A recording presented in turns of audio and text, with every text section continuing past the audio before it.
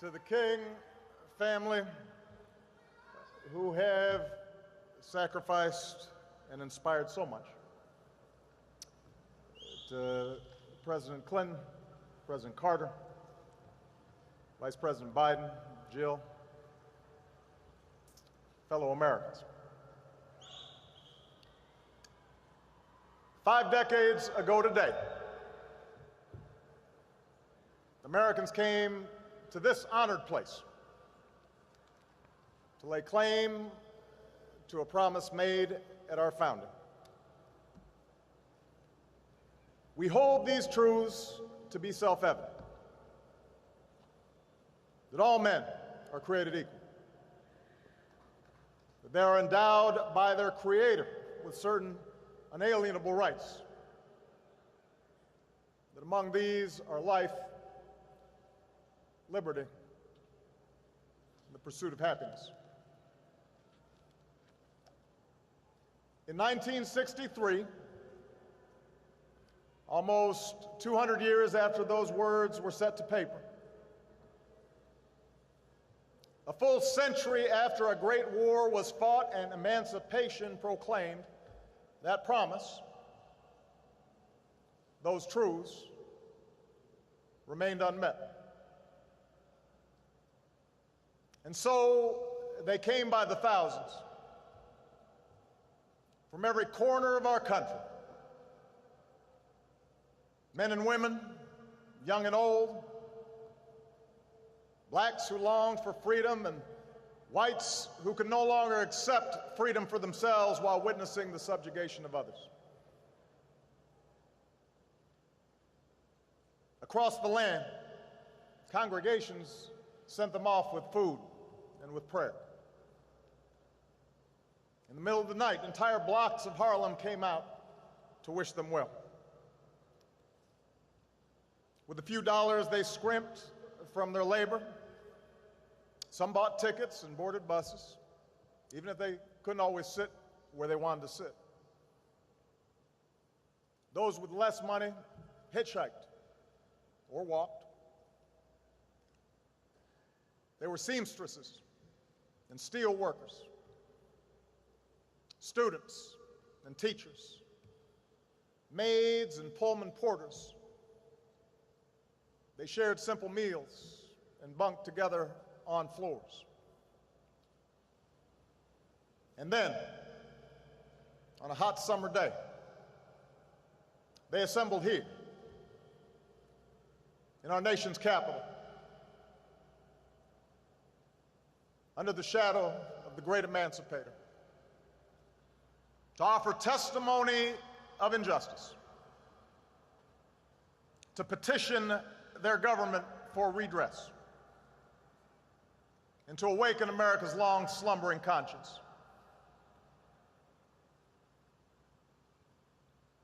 We rightly and best remember Dr. King's soaring oratory that day, how he gave mighty voice to the quiet hopes of millions, how he offered a salvation path for oppressed and oppressors alike. His words belong to the ages, possessing a power and prophecy unmatched in our time. But we would do well to recall that day itself also belonged to those ordinary people whose names never appeared in the history books, never got on TV. Many had gone to segregated schools and sat at segregated lunch counters. They lived in towns where they couldn't vote, in cities where their votes didn't matter. There were couples in love who couldn't marry, soldiers who fought for freedom abroad that they found denied to them at home. They had seen loved ones beaten and children fire-hosed, and they had every reason to lash out in anger or resign themselves to a bitter fate. And yet, they chose a different path. In the face of hatred, they prayed for their tormentors. In the face of violence, they stood up and sat in with the moral force of nonviolence. Willingly, they went to jail to protest unjust laws, their cells swelling with the sound of freedom songs. A lifetime of indignities had taught them that no man can take away the dignity and grace that God grants us. They had learned through hard experience what Frederick Douglass once taught, that freedom is not given, it must be won through struggle and discipline, persistence and faith.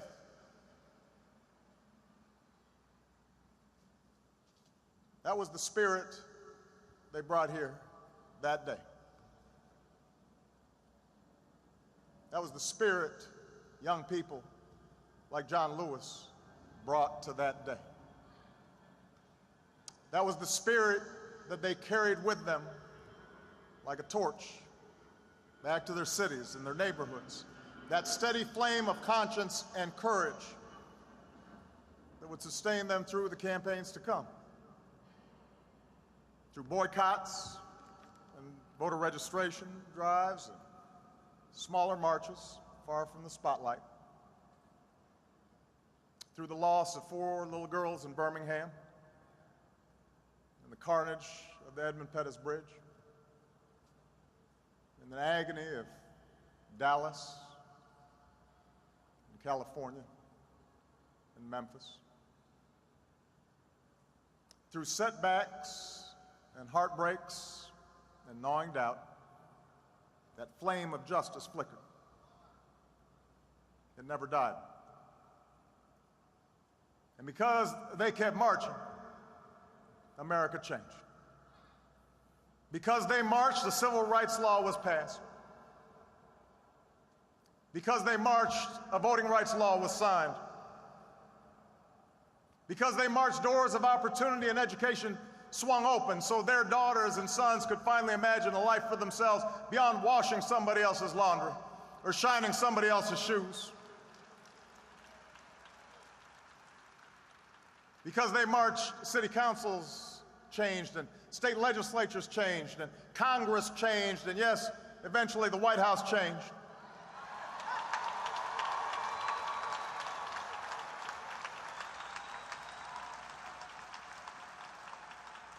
Because they marched, America became more free and more fair, not just for African Americans, but for women and Latinos, Asians and Native Americans, for Catholics, Jews and Muslims, for gays, for Americans with disabilities. America changed for you and for me. And the entire world drew strength from that example. Whether the young people who watched from the other side of an iron curtain and would eventually tear down that wall, or the young people inside South Africa who would eventually end the scourge of apartheid.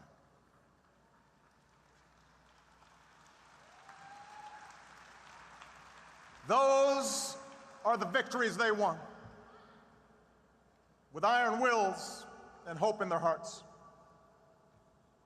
That is the transformation that they wrought with each step of their well-worn shoes. That's the debt that I and millions of Americans owe those maids, those laborers, those porters, those secretaries, folks who could have run a company maybe if they'd ever had a chance. Those white students who put themselves in harm's way even though they didn't have to. Those Japanese Americans who recalled their own internment, those Jewish Americans who had survived the Holocaust, people who could have given up and given in, but kept on keeping on, knowing that weeping may endure for a night, but joy cometh in the morning.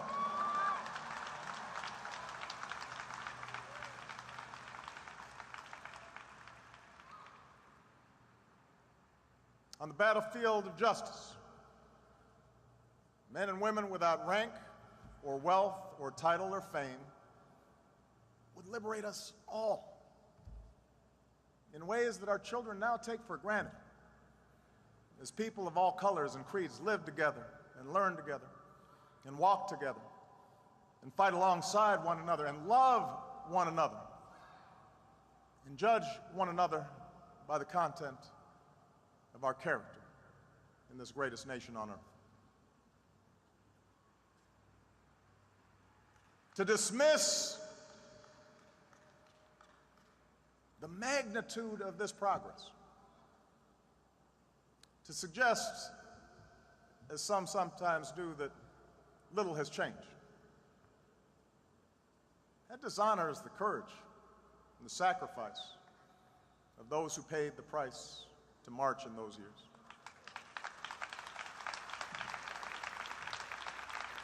Medgar Evers, James Chaney, Andrew Goodman, Michael Schwerner, Martin Luther King Jr., they did not die in vain.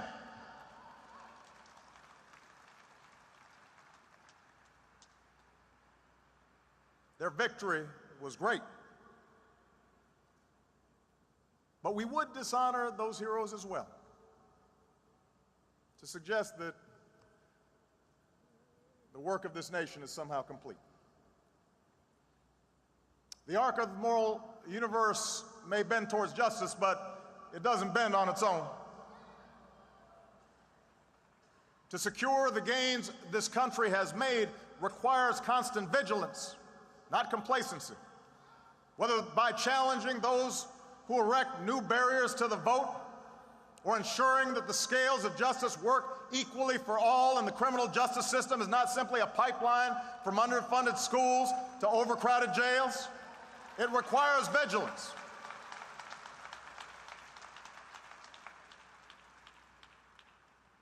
And we'll suffer the occasional setback. But we will win these fights. This country has changed too much. People of goodwill, regardless of party, are too plentiful for those with ill will to change history's currents.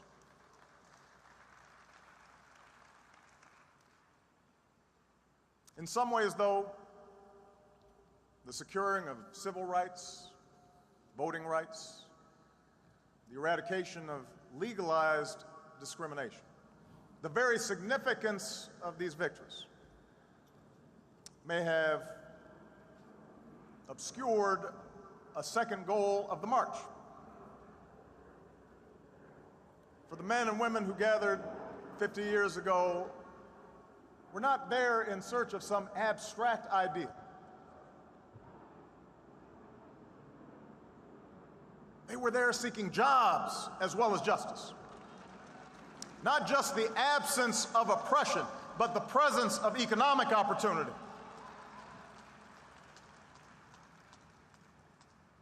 For what does it profit a man, Dr. King would ask, to sit at an integrated lunch counter if he can't afford the meal? This idea that one's liberty is linked to one's livelihood, that the pursuit of happiness requires the dignity of work, the skills to find work, decent pay, some measure of material security, this idea was not new. Lincoln himself understood the Declaration of Independence in such terms, as a promise that in due time the weights should be lifted from the shoulders of all men, and that all should have an equal chance. And Dr. King explained that the goals of African Americans were identical to working people of all races. Decent wages, fair working conditions, livable housing, old age security, health and welfare measures, conditions in which families can grow, have education for their children, and respect in the community. What King was describing has been the dream of every American. It's what's lured for centuries new arrivals to our shores. And it's along this second dimension of economic opportunity, the chance through honest toil to advance one station in life, where the goals of 50 years ago have fallen most short. Yes, there have been examples of success within Black America that would have been unimaginable a half-century ago. But as has already been noted, Black unemployment has remained almost twice as high as white employment. Latino unemployment close behind. The gap in wealth between races has not lessened, it's grown. And as President Clinton indicated, the position of all working Americans, regardless of color, has eroded, making the dream Dr. King described even more elusive. For over a decade, working Americans of all races have seen their wages and income stagnate, even as corporate profits soar, even as the pay of a fortunate few explodes.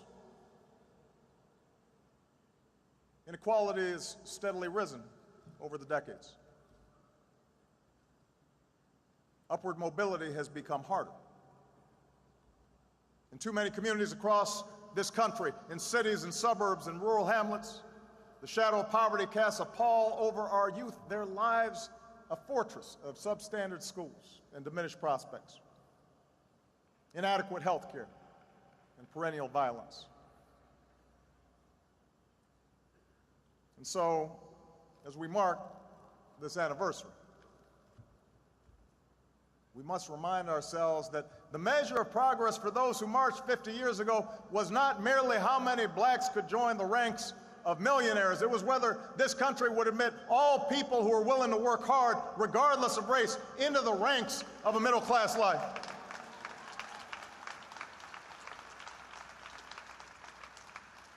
The test was not and never has been whether the doors of opportunity are cracked a bit wider for a few.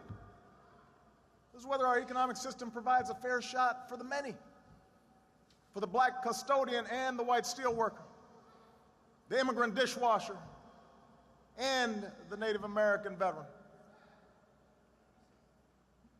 To win that battle, to answer that call, this remains our great unfinished business.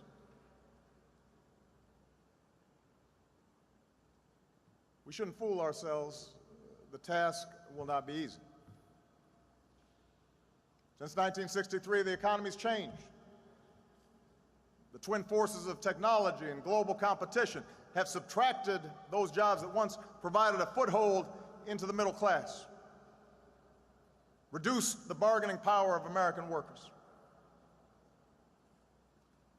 And our politics has suffered.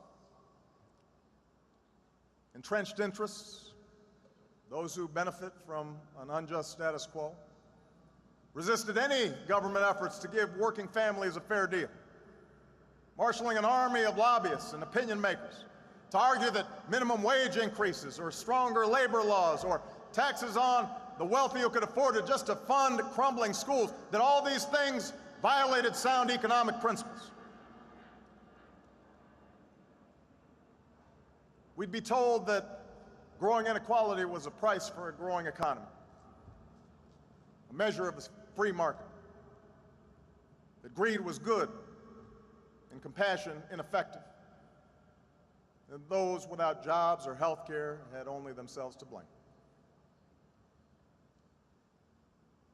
And then there were those elected officials who found it useful to practice the old politics of division, doing their best to convince middle-class Americans of a great untruth, that government was somehow itself to blame for their growing economic insecurity, that distant bureaucrats were taking their hard-earned dollars to benefit the welfare cheat or the illegal immigrant.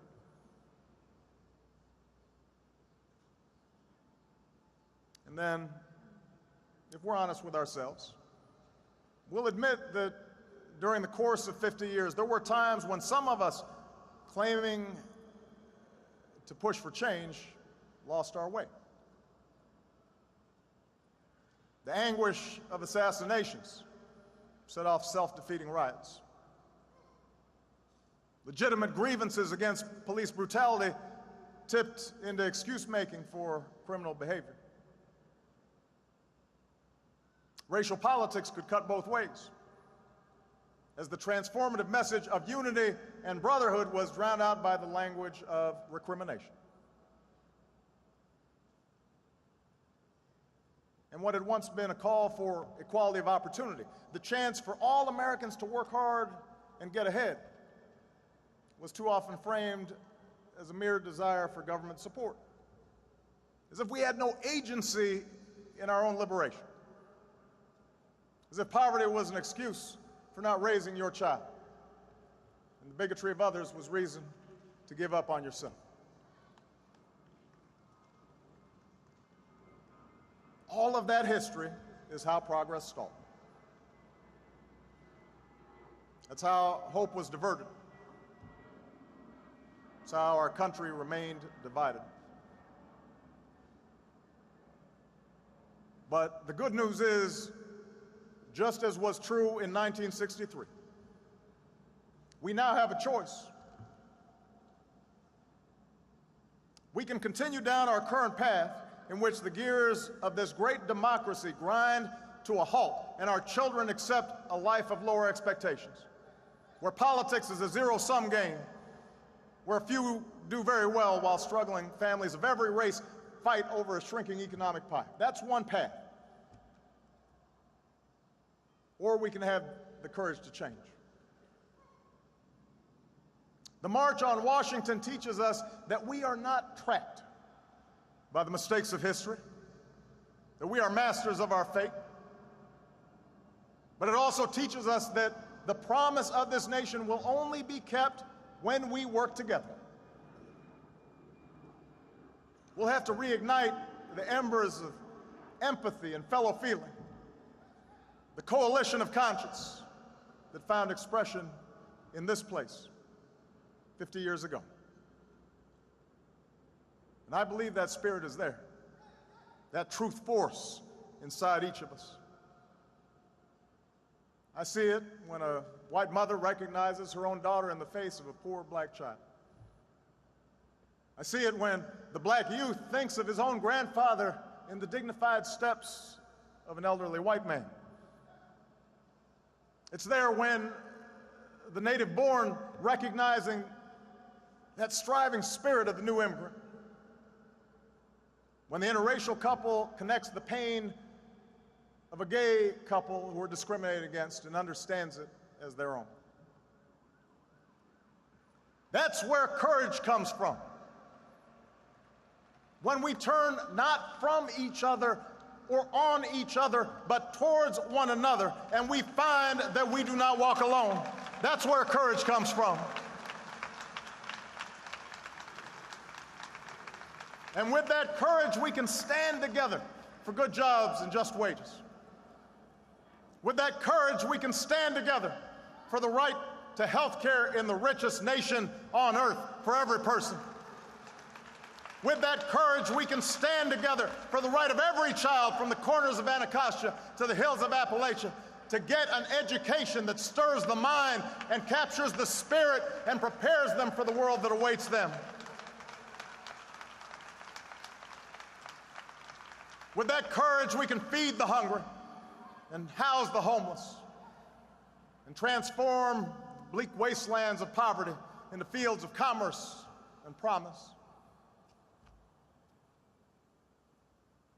America, I know the road will be long, but I know we can get there. Yes, we will stumble, but I know we'll get back up. That's how a movement happens. That's how history bends. That's how when somebody is faint of heart, somebody else brings them along and says, come on, we're marching. There's a reason why so many who marched that day and in the days to come were young. For the young are unconstrained by habits of fear, unconstrained by the conventions of what is. They dared to dream differently, to imagine something better. And I am convinced that same imagination, the same hunger of purpose, stirs in this generation. We might not face the same dangers of 1963, but the fierce urgency of now remains. We may never duplicate the swelling crowds and dazzling procession of that day so long ago. No one can match King's brilliance, but the same flame that lit the heart of all who are willing to take a first step for justice, I know that flame remains.